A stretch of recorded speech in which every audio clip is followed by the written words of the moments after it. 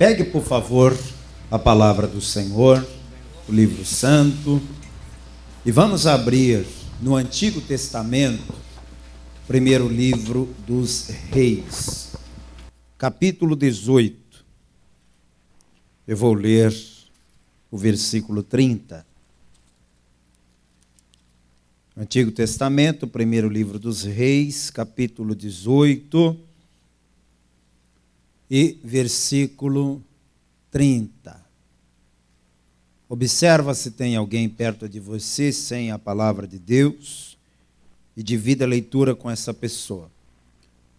Primeiro livro dos Reis, capítulo 18, versículo 30. Quem encontrou, diga amém. Diz assim: Então Elias disse a todo o povo: Chegai-vos a mim. E todo o povo se chegou a ele, e reparou o altar do Senhor, que estava quebrado. Vou ler de novo. Então Elias disse a todo o povo: Chegai-vos a mim. E todo o povo se chegou a ele, e reparou o altar do Senhor, que estava quebrado. Agora eu vou ler pela terceira vez o versículo 30, e quero ouvir cada pessoa que está comigo aqui na sede da Paz e Vida, em João Pessoa, Paraíba, repetindo em seguida, em bom tom e alta voz. Vamos lá?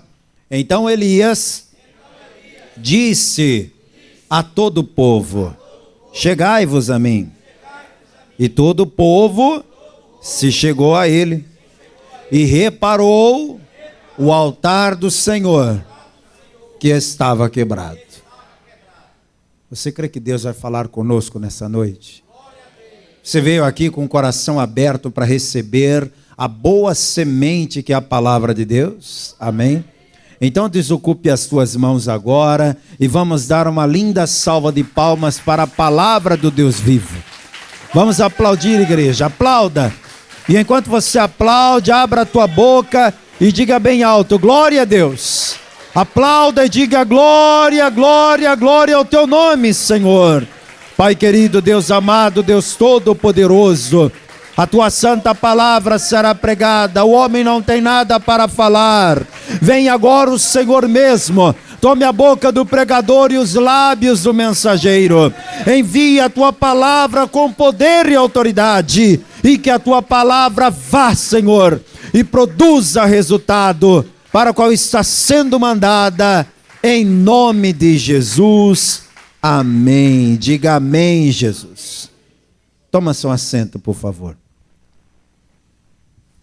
O povo de Israel, nesta época, estava confuso, estava dividido.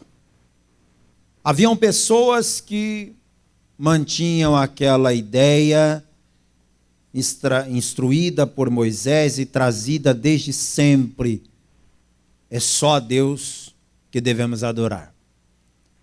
Deus, o Criador do universo, o Criador dos céus e da terra, é o Senhor, é o único que merece a nossa adoração.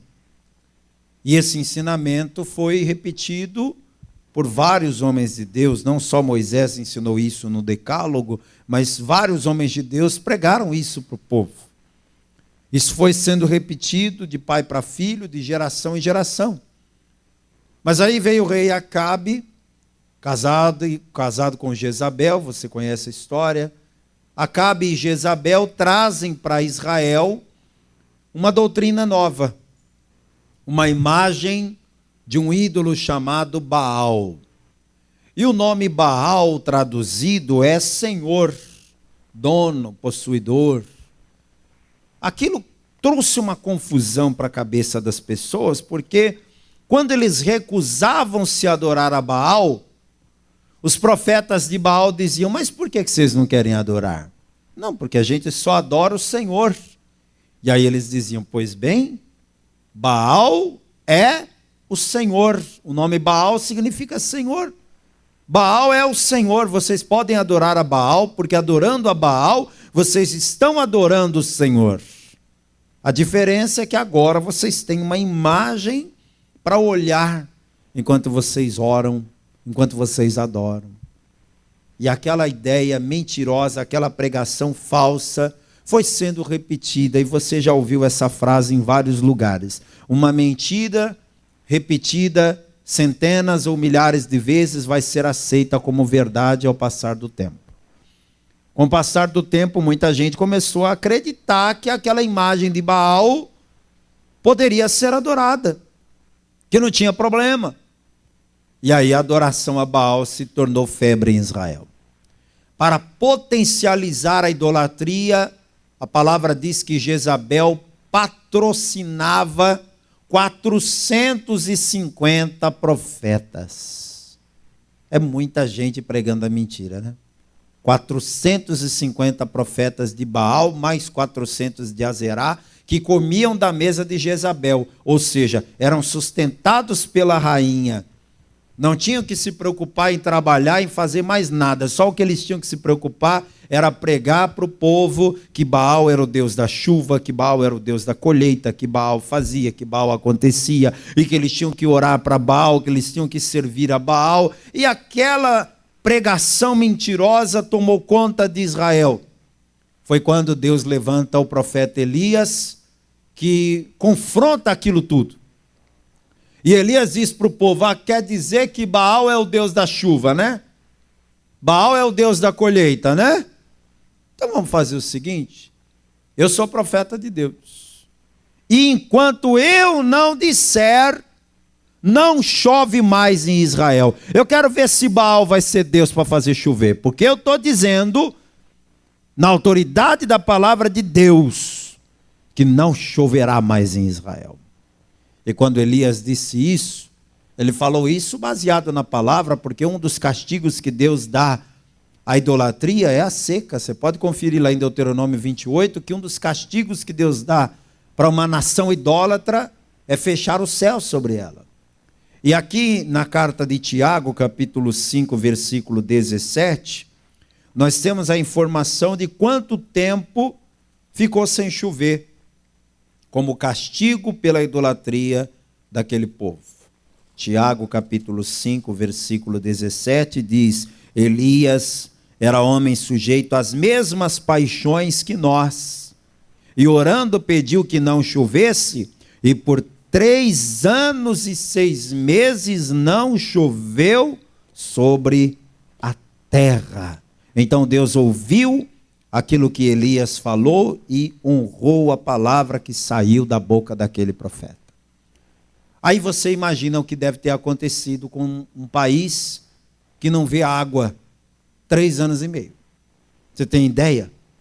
Você consegue imaginar? Porque quando no nosso país aqui tem um período de estiagem e a gente fica aí 2 meses, 3 meses sem chuva, a gente já sente no ar a dificuldade para respirar, tem o problema das queimadas, a vegetação sofre, alguns rios começam a diminuir, algumas cidades começam a falar até em racionamento, não é?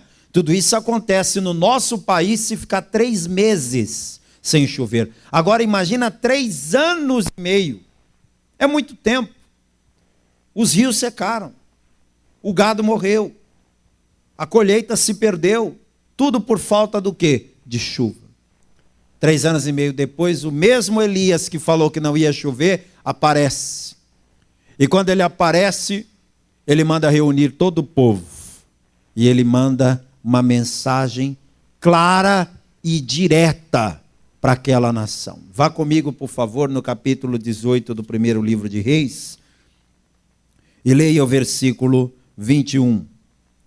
Elias não era homem de meias palavras, não, ele falava mesmo. E olha o que ele falou aqui.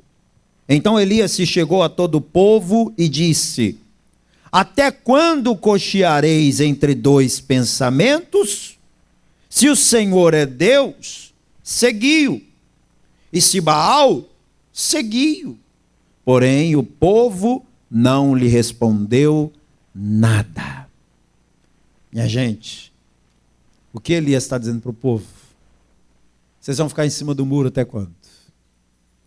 O que Elias está dizendo para o povo é, vocês se decidam, vão servir a Deus ou não vão? Porque com Deus não tem essa de um dia você está com Ele, outro dia não está. Com Deus não tem essa de um dia você quer, outro dia você não quer.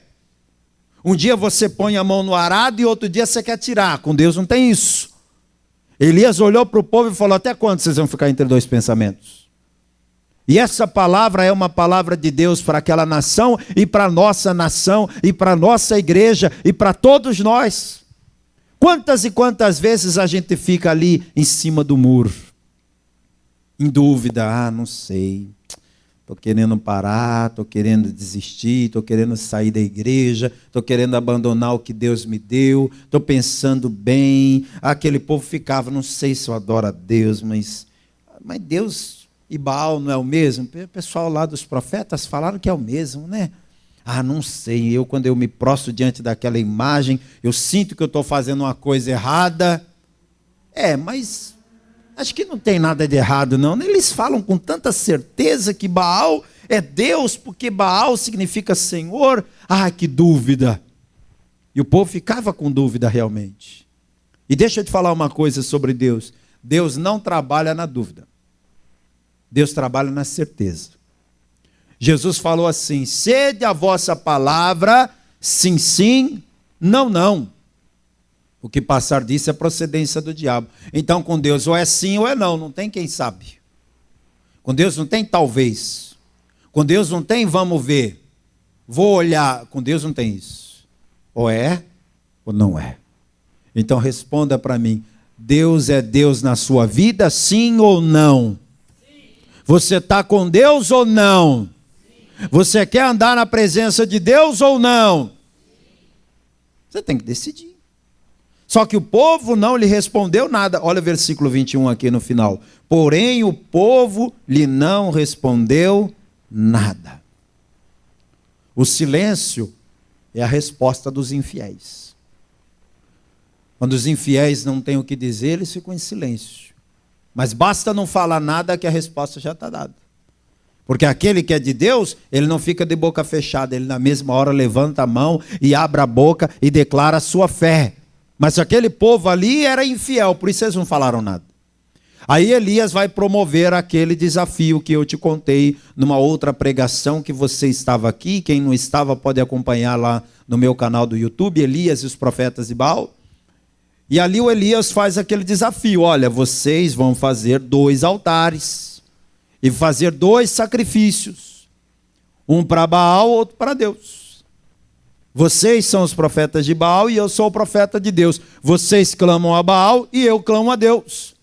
O Deus que for de verdade vai responder com fogo. Nem eu vou colocar fogo no sacrifício e nem vocês vão colocar. Quem vai colocar o fogo no altar é aquele que for o Deus verdadeiro. E você já sabe como foi que essa história terminou, né? Só o Senhor é Deus e por isso foi Deus quem mandou fogo no altar. Mas antes de Elias orar e o fogo descer, teve 2 coisas que Elias fez, e é sobre isso que eu quero falar hoje. Eu quero falar sobre as 2 atitudes que Elias teve antes de orar, antes de Deus manifestar-se com fogo no altar. Me acompanhe novamente lá no texto que nós iniciamos, primeiro livro dos Reis, capítulo 18, versículo 30. Está escrito assim: então Elias disse a todo o povo: chegai-vos a mim. Eu quero que quem tem uma caneta, por favor, passe um traço embaixo dessa frase: chegai-vos a mim. Grife essa frase. A visão que eu quero que você tenha é a seguinte: olha, Elias estava no lugar alto, no monte. O povo no lugar baixo, no pé do monte. Quando chegou a hora do sacrifício, o Elias falou para o povo: chegai-vos a mim. Vem para cá. Vem, gente. Foi isso que Elias falou. O povo estava assistindo de longe. Mas Elias falou: não vou fazer nada enquanto vocês não chegarem aqui. Venham para perto do altar. E aí todo o povo veio. todo o povo se chegou a ele, diz a palavra do Senhor. Vamos pensar um pouco, por que que Elias disse para o povo, chegai-vos a mim? Será que Elias disse, chegai-vos a mim, porque ele queria que as pessoas acompanhassem o show que ele ia dar de camarote? Será que é porque ele queria impressionar as pessoas com a sua performance de profeta? Não. Elias não era um homem vaidoso. Ele não chamou o povo para perto para ver bem claramente o que ele iria fazer. Não. Elias está agindo ali como um profeta de Deus, como uma voz de Deus para aquela nação. E quando Elias abre a boca e diz, chegai-vos a mim, ele estava chamando o povo para perto do altar. Qual que é a mensagem aqui? É Deus fazendo um convite para o seu povo, é Deus dizendo para a sua igreja, vem para perto de mim, se aproximem de mim, se acheguem a mim. É isso que Deus está querendo. O que que aquele povo estava fazendo? Se afastando de Deus, se distanciando do Senhor, se afastando do altar, se afastando das coisas espirituais, cada dia que passava. E Elias falou, vocês precisam voltar para perto do altar. E Deus está usando a minha boca hoje para falar isso para você que está aqui e para você que está acompanhando à distância. Deus está te chamando para perto. Deus está percebendo o seu afastamento. Talvez você mesmo não percebeu, mas de uns tempos para cá, você tem se afastado, você tem se distanciado e está quase saindo já, mas antes que você saia, Deus está te puxando de volta com cordas de amor e lhe dizendo, vem para perto, meu filho, vem para perto, minha filha, eu quero você aqui bem juntinho de mim. Eu vou te mostrar alguns textos onde o próprio Deus faz o convite para que a gente se aproxime mais dele. Mas antes, bata no peito e diga, eu preciso me aproximar mais de Deus. Essa é uma decisão que cada um de nós temos que tomar. Mas o convite está sendo feito. Isaías capítulo 55, me acompanhe.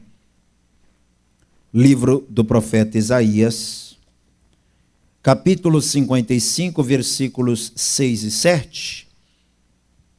Olha o convite do Senhor Deus para o seu povo. Buscai ao Senhor enquanto se pode achar. Invocai-o enquanto está perto. Deixe o ímpio o seu caminho e o homem maligno os seus pensamentos, e se converta ao Senhor, que se compadecerá dele. Torne para o nosso Deus, porque grandioso é em perdoar. Sabe o que Deus está mostrando aqui? Que agora é tempo de buscá-lo. Mas vai chegar um momento que as pessoas vão até querer buscar, mas não vai dar mais. Você percebeu o versículo dizendo, enquanto se pode achar? O que subentende-se aqui? Se a palavra está dizendo, buscai ao Senhor enquanto se pode achar, é porque vai chegar um momento que as pessoas buscarão a Deus, só que aí já não dá mais. A porta da salvação está aberta, quem crê diz amém. Mas vai fechar. Vai fechar. Vai chegar uma hora que não vai mais ter a oportunidade do arrependimento, do perdão e da salvação pela graça. A hora que a igreja for retirada da terra, o Espírito Santo também será. O que vai restar? Os templos. Porque a Nova Jerusalém não necessita de templo. Então esse templo aqui vai ficar. Com placa e tudo. Com cadeira e tudo. Com som e tudo. E as pessoas que passavam aqui em frente, e as que ouviam na rádio, e as que viam na TV, na internet, que sabiam que tinha uma igreja aqui, virão aqui para procurar aquele pastor que estava sempre falando, sempre pregando, aquela banda que estava sempre cantando, Aquele obreiro que estava sempre na porta ali evangelizando e me chamando para entrar, e as pessoas vão passar aqui procurando isso tudo e não vão mais achar. O pastor que pregava não vai mais estar aqui, a banda que cantava não vai mais estar aqui, o obreiro que estava na porta não vai mais estar aqui, porque quando a trombeta tocar, eu vou subir. Quem também vai dar glória a Deus aí? Então as pessoas vão buscar. Aí vai chegar a hora que as pessoas vão buscar, mas não vão achar. Eu acredito que o desespero vai ser tanto que haverá até alguém que vai arrombar as portas da igreja. E vai dizer, eu preciso entrar, eu tenho que chegar lá no altar. E aí vão se dobrar aqui no altar sem nem ter pregador fazendo apelo. Hoje a gente faz o apelo e tem gente que escuta e cruza os braços. E finge que não é com ela. Mas quando chegar aquele dia, não vai ter nem pastor aqui fazendo apelo e vai ter gente aqui se prostrando. Só que aí a salvação pela graça acabou. Então Deus está chamando a gente hoje, porque hoje ainda há tempo. E no versículo 7 Deus fala, deixe o ímpio o seu caminho. Deixe o homem maligno os seus pensamentos e se converta ao Senhor. Deus está dizendo, povo de Deus, se converta. Nação de Israel, se converta, abandone o pecado, abandone as coisas erradas, se converta ao Senhor de todo o coração. Porque há pessoas que já conhecem a palavra, mas não se converteram até hoje. Porque conversão é mudança de direção. Eu estou indo nessa direção, aí eu faço uma conversão, eu vou para outra direção. Você estava indo na direção do abismo. Aí Jesus te salvou e você se converteu. Você agora está indo na direção do céu. Isso é uma mudança de direção. Mas se a pessoa só deixou de frequentar outros lugares para frequentar a igreja, mas ela continua com o mesmo estilo de vida, então ela não se converteu. Ela só mudou de lugar. Frequentava o tal lugar e agora frequenta outro. Se converta. Se converta ao Senhor. Deus está fazendo um convite aqui. Buscai ao Senhor enquanto se pode achar. Você vai em Jeremias 29 agora, e o convite continua sendo feito agora por outro profeta, para outra geração.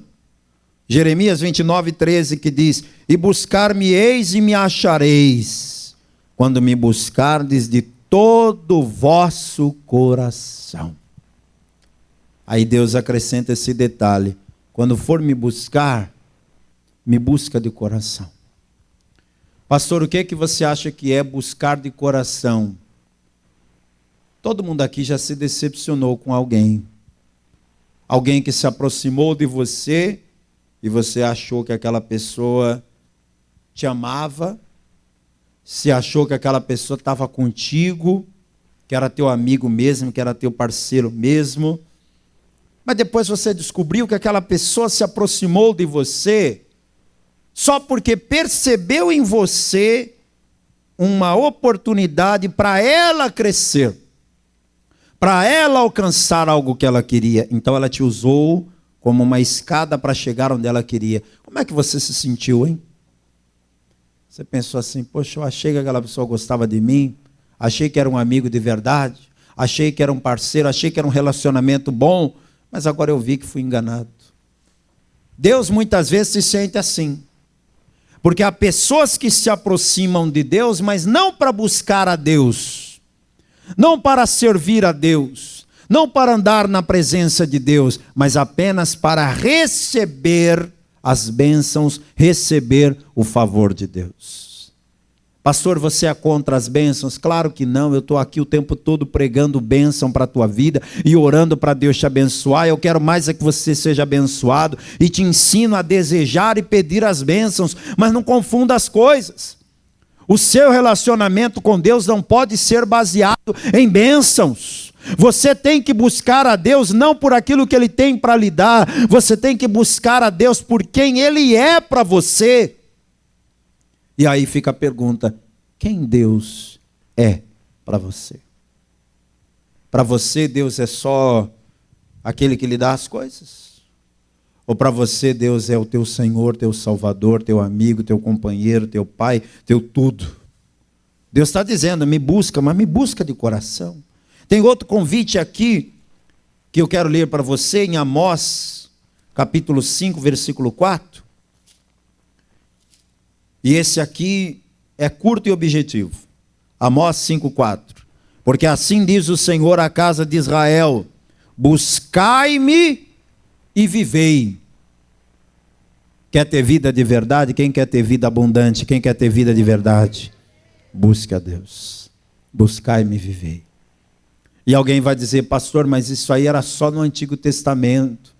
No Novo Testamento não tem isso. Esse convite de Deus para as pessoas virem buscá-lo, isso é coisa do passado. Não é. Quando Jesus estava aqui na terra, ele fez uma pregação muito famosa, que foi o Sermão da Montanha. Olha o que ele disse lá no Sermão da Montanha, Mateus capítulo 6, versículo 33. Muita gente sabe até de cor esse versículo. Mas buscai primeiro o que, gente?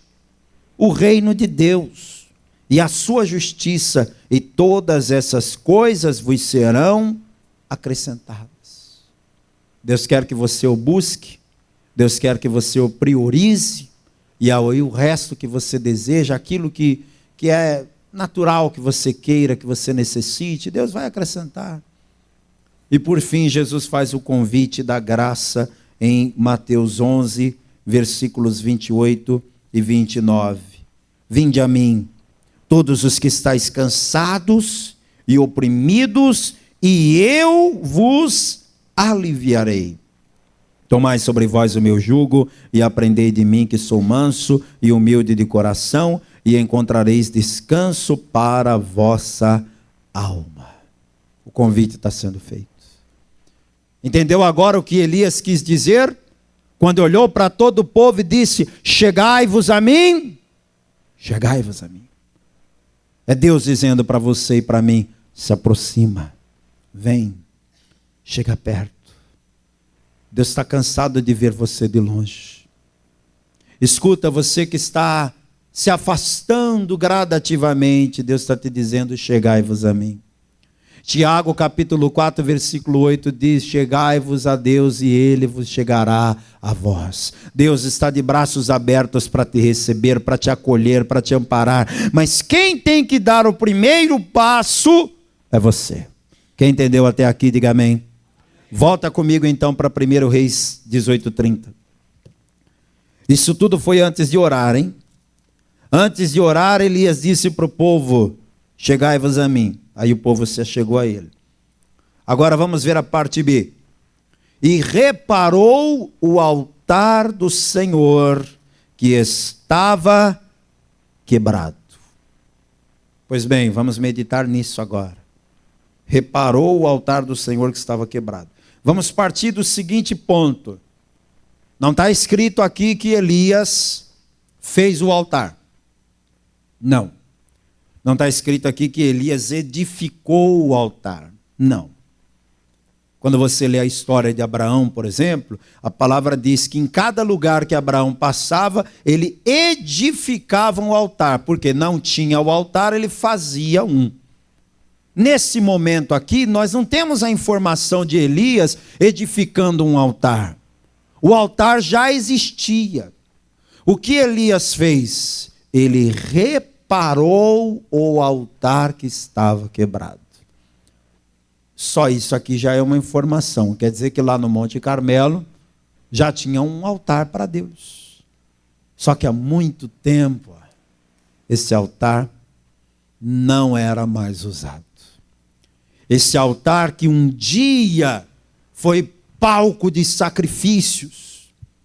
Esse altar que um dia as pessoas buscavam para se aproximar de Deus. Esse altar que um dia foi lugar de adoração. Esse altar agora está como? Abandonado, quebrado, desprezado. É por isso que Elias falou para o povo: chega aqui, vem cá todo mundo. Olha isso aqui. E aí ele mostrou o altar todo quebrado para o povo. E esse altar quebrado, ele tem um simbolismo espiritual muito forte. O altar quebrado, gente, tem um significado que eu quero te passar. Mas primeiro deixa eu te explicar que quando a palavra fala de altar, o altar são duas coisas. São dois tipos de altar. E ambos precisam estar em ordem. Todo mundo aqui tem 2 altares na sua vida espiritual. O primeiro altar é esse aqui que você está vendo agora. Esse lugar da igreja aqui onde eu estou chama-se de quê? Se nós estivéssemos fora da igreja, esse lugar seria um palco, não é? Se a gente estivesse num ginásio, num auditório, num teatro, isso aqui seria um palco. Mas como nós estamos na casa de Deus, esse lugar não é um palco, mas sim um altar.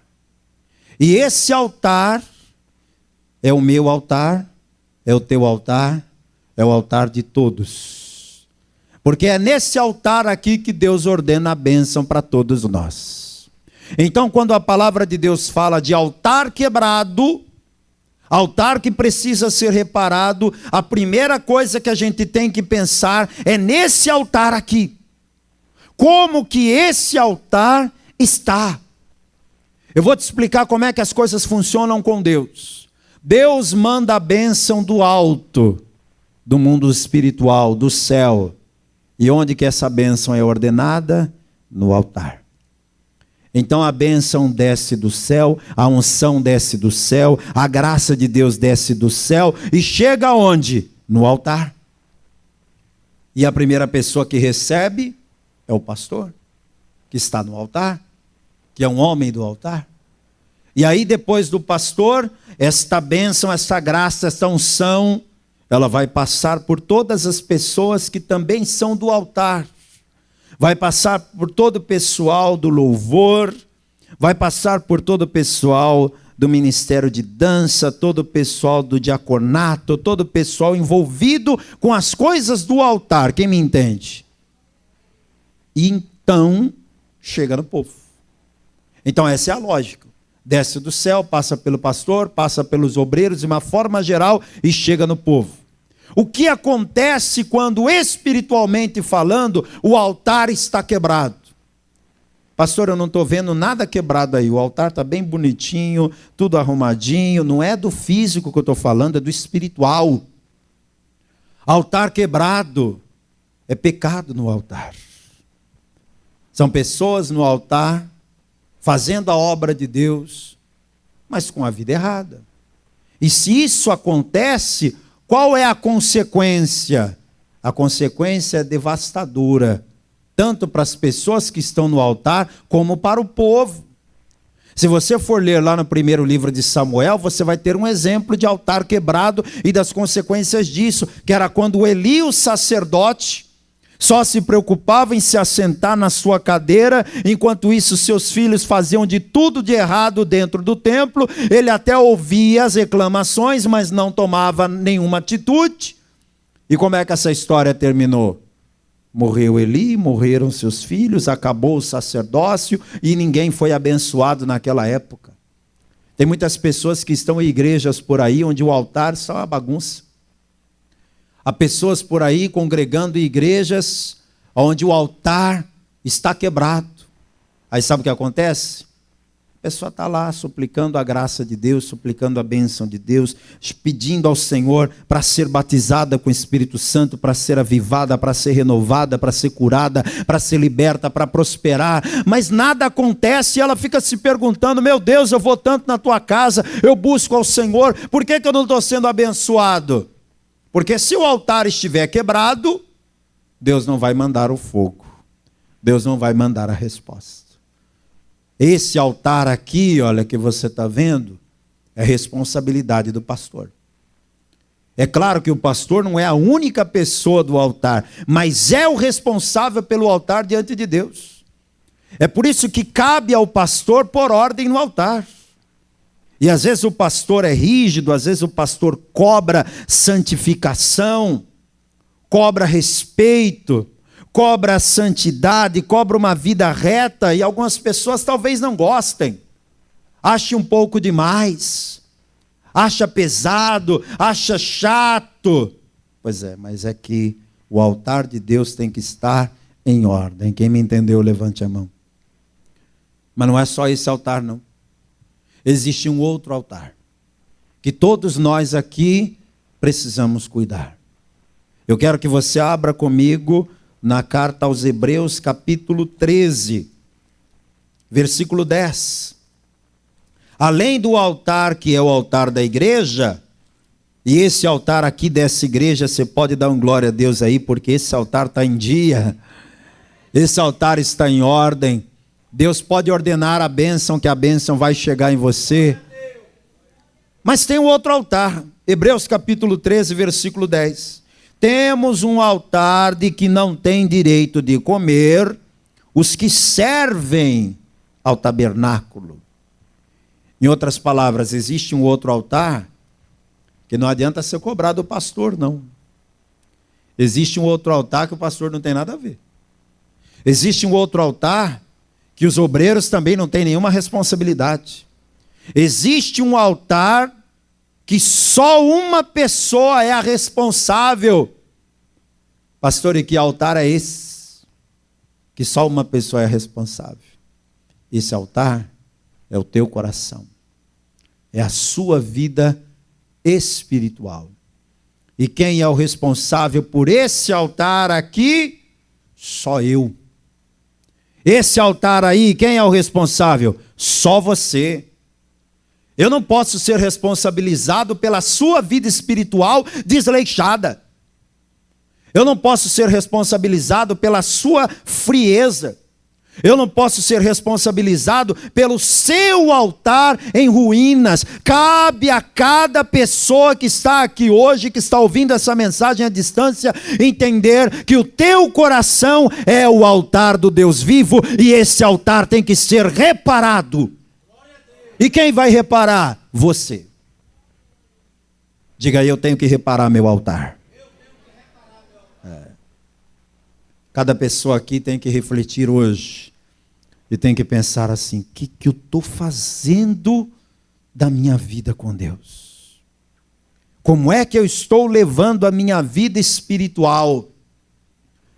Será que eu estou orando o suficiente? Será que eu estou jejuando? Será que eu estou lendo a palavra? Será que eu estou me afastando do pecado? Será que eu estou me aproximando mais de Deus? Como é que eu estou levando a minha vida com o Senhor? Porque hoje nós vivemos numa era em que a igreja quer fogo no altar. A igreja quer resposta, a igreja quer bênção, a igreja quer milagre, a igreja quer livramento, a igreja quer porta aberta, a igreja quer maravilhas, a igreja quer sinais, quer prodígios, quer tudo. Menos uma vida com Deus, menos jejum, menos oração, menos santificação. Fica difícil, né? Sem o altar ser reparado, nem adianta orar, porque Deus não vai mandar o fogo. E Elias sabia disso. Então o que Elias falou? Volte comigo lá, estou encerrando já a mensagem. Primeiro livro dos Reis, capítulo 18, versículo 30. E reparou o altar do Senhor que estava quebrado. E aí você pode ler o restante, que você verá o que Deus fez.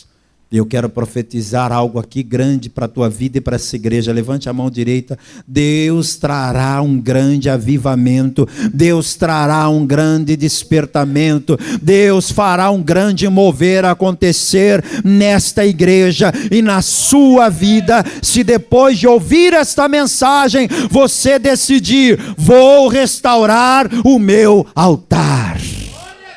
Toda a igreja fique de pé, por favor, e vamos aplaudir essa palavra, a palavra do Deus vivo.